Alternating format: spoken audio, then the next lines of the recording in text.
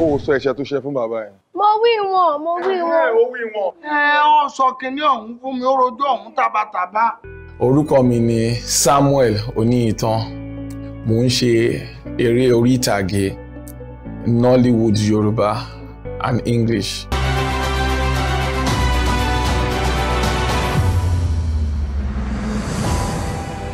Ohun tó sún mi sí ìdí iṣẹ́ yìí ni pé mo fẹ́ràn láti máa wàásù fún àwọn èèyàn. Mo dẹ̀ fẹ́ ṣe ìyípadà ní ayé àwọn èèyàn lọ́pọ̀lọpọ̀. Látìgbà tí mo ti wà ní kékeré ni mo ti máa ń ní àǹfààní ló dẹ̀ tún ti máa ń wù mí ní ọkàn láti darapọ̀ mọ́ àwọn tí wọ́n ń ṣe eré orí ìdárayá yìí tí a mọ̀ sí movie production. Oríṣiríṣi ìṣẹ̀lẹ̀ má ní gbàgbé ló wà tí mo ti rí. They are so memorable. Mo rántí ní ìgbà àkọ́kọ́ tí mo máa ṣiṣẹ́ tíátà yìí as a professional. Mo wà ní higher institution nígbà yẹn. Wọ́n wá ṣe super story nínú school wa. So ọmọ tí mo dẹ̀ rí nínú ibẹ̀ yẹn, like ọmọ tẹ́ pé mo ti máa ń wò tẹ́ pé mo nífẹ̀ẹ́ sí. Ẹni àkọ́kọ́ nígbà yẹn ni Yomi Fashilaso. Ẹni kejì Anta Laniyan, Fathia Balogun, Saheed Balogun àti Ọpẹ́yẹmí Ayéọlá. Gbogbo àwọn tí mo nífẹ̀ẹ́ sí ni wọ́n. Then ọ̀sán kò orúkọ mo kọ rí gbogbo wọn lẹ́ẹ̀kan náà nínú school mi. Ó jẹ́ ọjọ́ tẹ́ pé mi ò lè gbàgbé láíláí. And lọ́jọ́ yẹn mo dẹ̀ súnmọ́ wọn and mo bá gbogbo wọn, mo bá wọn ya fọ́tò and mo sì ní àwọn fọ́tò yẹn gan títí di wákàtí tá à ń sọ̀rọ̀ yìí tẹ́ pé mo bá wọn ya àwọn fọ́tò yẹn. But later mo á súnmọ́ wọn pé tí ẹ bá need èèyàn pé tẹ́ fẹ́ fi ṣe extras mo wà nílẹ̀ o torí mo nífẹ̀ẹ́ sí eré tẹ́ ń ṣe and ìgbà t'Ọlọ́run dẹ̀ máa ṣe kò pẹ́ lọ́kàn òwe ọmọ tó ń bọ̀ wọn sọ̀rọ̀ lẹ́ǹkan yẹn dà wọ́n ṣe wá pè mí nìyẹn mo ṣe extras àmọ̀dẹ̀ ríra mi lórí TV inú mi dùn and láti gbà yẹn mo tẹ̀ ti fi sí ọkàn pé iṣẹ́ yìí ó máa di ṣíṣe fún mi and mo dẹ̀ ń lé kàríà yẹn títí tí mo fi bá. Bí mo ṣe máa ń ṣe ìṣàkóso ara mi gẹ́gẹ́ bí òṣèré Samuel Oniyitan àti ìgbésí ayé mi gangan gẹ́gẹ́ bí Samuel Oniyitan kò ń ṣe nǹkan tó dẹrùn because eré orí ìtàgé téèyàn bá ti ní ojú ó máa ń gba life èèyàn ìgbésí ayé èèyàn ó máa gbà lọ díẹ̀díẹ̀ ni ṣùgbọ́n èmi gẹ́gẹ́ bí ẹnìkan tí n bá ti débi tí mo ti fẹ́ ṣeré mo wà níbẹ̀ pẹ̀lú àwọn colleagues mi tó mo ṣe lọ́wọ́ mi tẹ́pá máa ń sọ̀rọ̀ tá a bá kúrò mẹ́tẹ́ pé ọ̀rẹ́ dáadáa ni wá but tá a bá ti kúrò lórí set tá a sì lórí set mọ́ tí a bá ti ń sọ̀rọ̀ nípa abẹ́ a gbọ́dọ̀ máa sọ bí ọ̀rẹ́ ni then gbogbo àwọn ọ̀rẹ́ mi ò fojú pa wọ́n rẹ́ mi ò fọwọ́ tì wọ́n sẹ́gbẹ̀ẹ́ àwọn tí máa ń bá ṣeré bí ṣe máa ń bá wọn ṣeré mo sì ń bá wọn ṣeré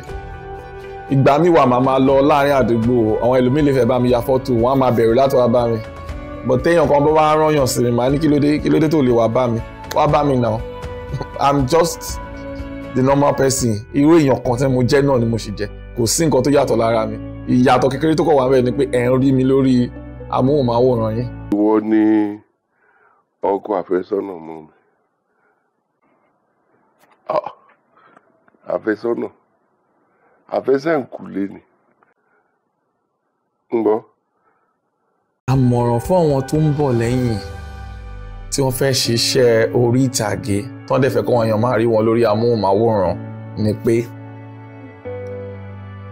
nǹkan tó bá ti ní lọ́kàn wọn tó bá ti mọ̀ pé àwọn ní passion fún kó má dúró kó make sure pé àwọn achieve ẹ̀. Ṣùgbọ́n nǹkan kan tí mo kàn tún fẹ́ sọ fún wọn ni pé ìwé ṣe pàtàkì ìwé ṣe kókó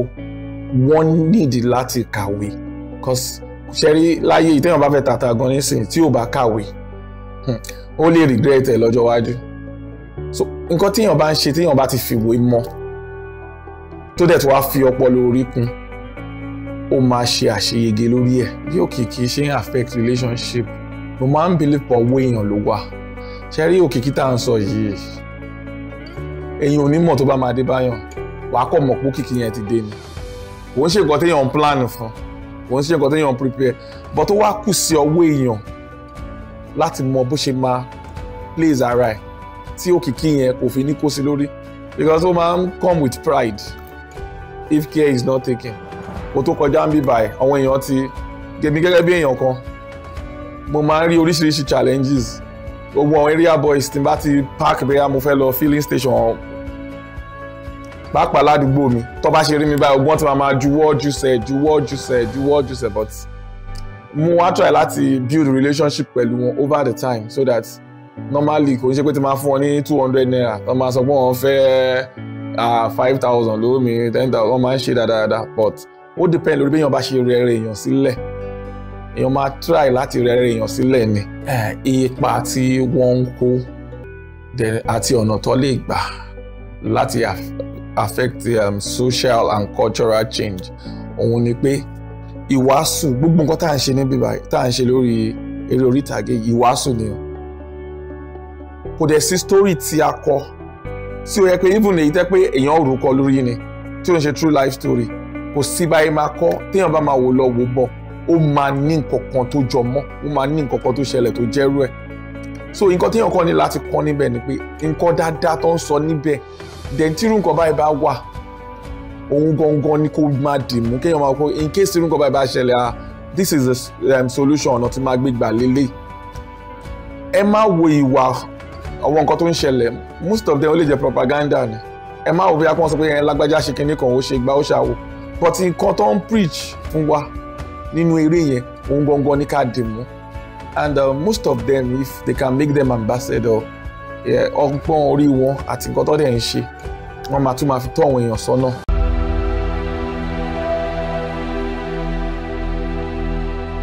mi ò ní èyí pàtó tí mò ń support but gbogbo ọ̀wọ́n tí wọ́n bá ti ń ṣerú nǹkan bẹ́ẹ̀ yẹn most especially tó bá ti fi account online èmi máa ń fowó sí pé ilé òun kò kéré tó